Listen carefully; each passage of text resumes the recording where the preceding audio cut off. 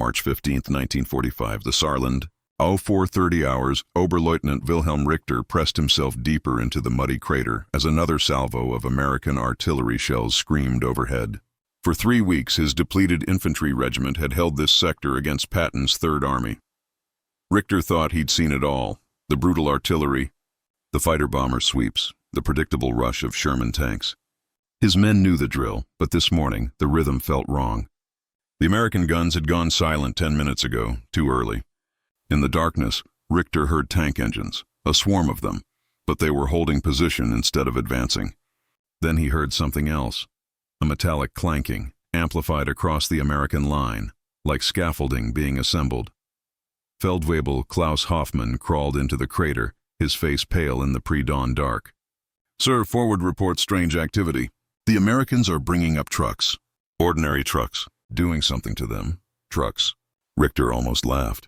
After everything, the Americans were dragging supply vehicles to the front line. Perhaps they were more desperate than he thought. He raised his field glasses, scanning the darkness. What he saw next would haunt him for the rest of his life. The first rocket launched at 0445, a streak of fire that momentarily lit the entire valley. Then another and another. Within seconds, 60 rockets were screaming through the air, their banshee wail unlike anything the German defenders had ever heard. The rockets weren't coming from hidden artillery positions. They were coming from what looked like ordinary Sherman tanks with massive, bizarre tube arrays bolted on top. "Mein Gott," Hoffmann gasped. "What is that thing?" Before Richter could answer, the rockets impacted. The entire German defensive line erupted in instant, synchronized explosions. 60 high-explosive warheads detonating within seconds. Carefully prepared positions were instantly turned to chaos. Men who had survived Stalingrad were paralyzed by this new horror, as 19-year-old Grenadier Hans Müller would later write in his diary, if he survived. It wasn't like artillery or mortars. It was like the devil himself was shrieking at us. The sound went right through you, made your bones shake, and it came from trucks. Regular American trucks. The madness of American ingenuity. The Wehrmacht had its own rocket artillery, the Nebelwerfer. But it was a specialized weapon, requiring trained crews, specific ammunition, and careful setup. It was precise German engineering. What the Americans had done was incomprehensible.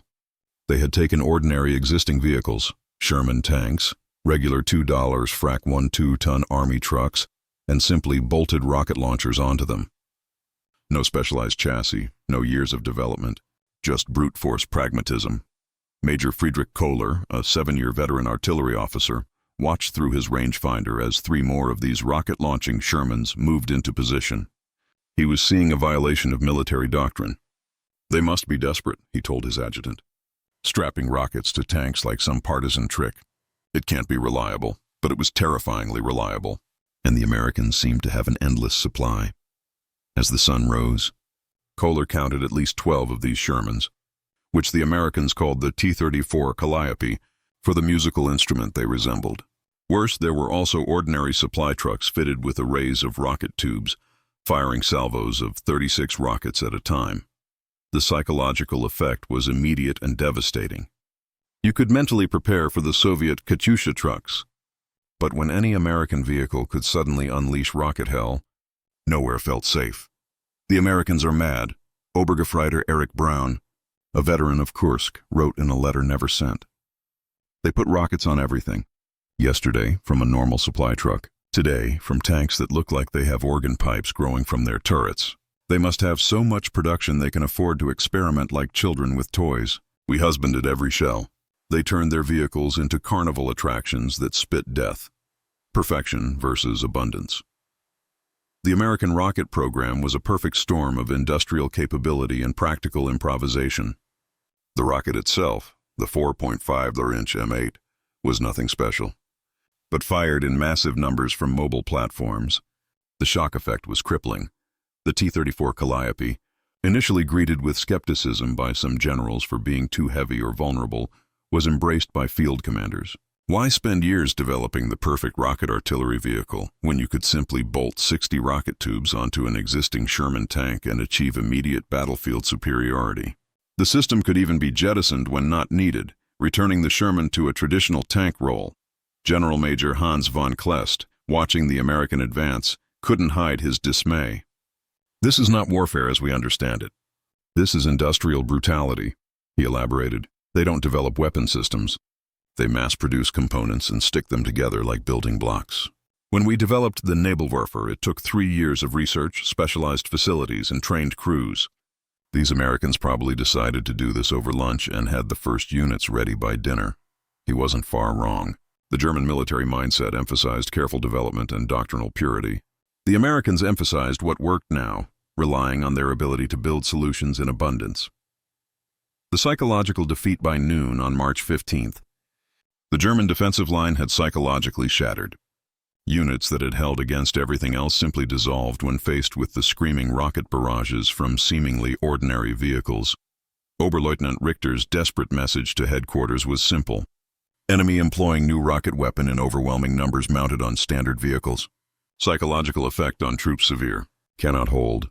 The intelligence officer at headquarters refused to believe it. "The Americans don't have specialized rocket vehicles in these numbers." Our intelligence would have known. But intelligence had failed them. The American ability to rapidly field-modify weapons had created a capability gap German doctrine couldn't account for. The Calliope wasn't accurate or sophisticated, but when 60 rockets landed in your position in 10 seconds, accuracy became academic. A captured German intelligence report from April 1945 revealed the depth of their misunderstanding. Enemy rocket artillery capabilities appear unlimited. Conservative estimates suggest thousands of rocket-equipped vehicles. Production capacity must be enormous. The reality was that only about 200 Calliopes were ever produced, but the Germans didn't know that. To them, every sighting implied thousands more. During his interrogation, the captured Erich Braun was stunned to learn the rockets weren't built in specialized factories, but installed at maintenance depots like adding a radio to a car.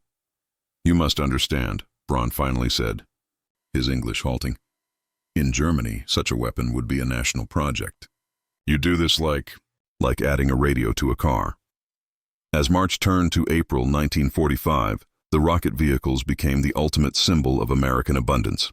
The colonel at Army Group G headquarters, seeing a reconnaissance photograph of the rocket-equipped Shermans, finally admitted, "It's not the weapon. It's what it represents. We have craftsmen. They have factories. We have doctrine. They have abundance. We have lost." The screaming of the Calliope became the sound of inevitable defeat, shattering not just defenses, but the very hope of fighting the industrial might of a continent. The German technical specialists who examined the captured American rocket systems were universally dismissive. The rockets were inefficient, the mounting crude, and the mechanism simplistic. But when asked about their effectiveness, even the German engineers had to admit the weapons had achieved their purpose. Dr. Heinrich Zimmermann, a rocket propellant specialist, summed it up perfectly. "You Americans built a rocket system a graduate student could design, but you built thousands of them while we were still perfecting the theoretically optimal solution. Your rockets are crude. Our rockets are sophisticated. Your rockets won the war." The psychological defeat final German military communications from the Western Front were filled with references to the American rocket weapons. Units reported phantom rocket attacks, hearing the terrifying scream of Calliopes that weren't even there. The psychological warfare was complete. Field Marshal Albert Kessler made a final, brutal assessment in late April 1945. "The enemy has not defeated us through superior strategy or tactics.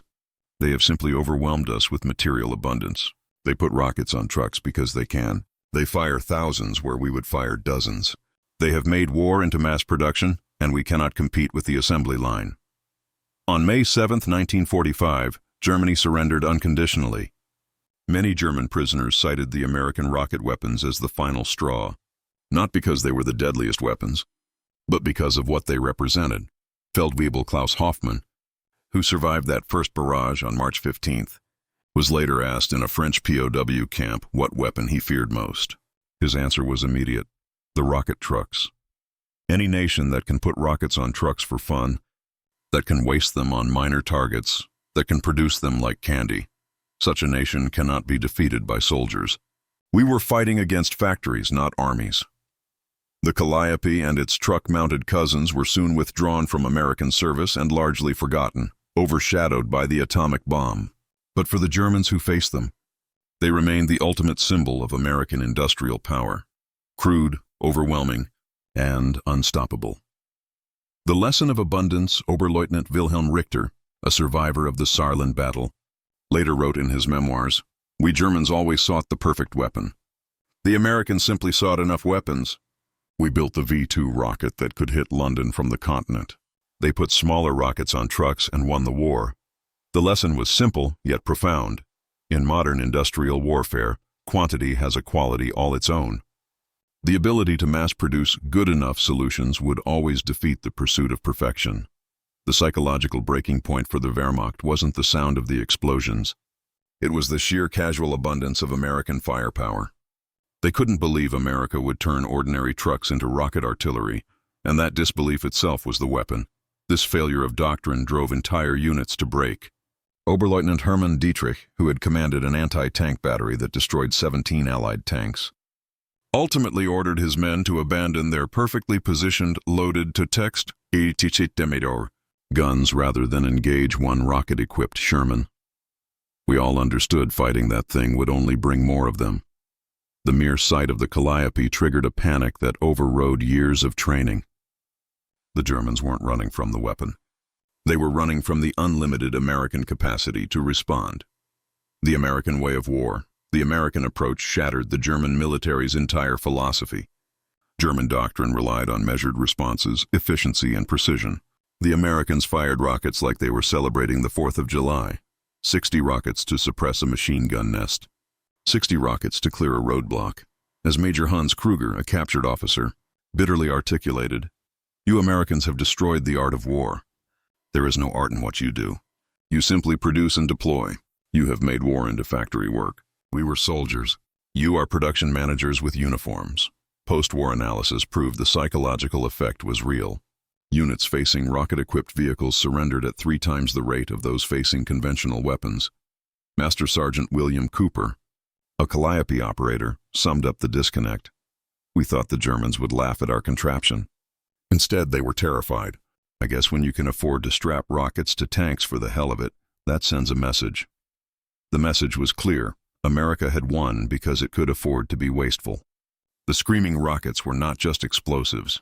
They were the sound of American factories, unlimited resources, and a way of war that made the meticulous German military tradition utterly obsolete.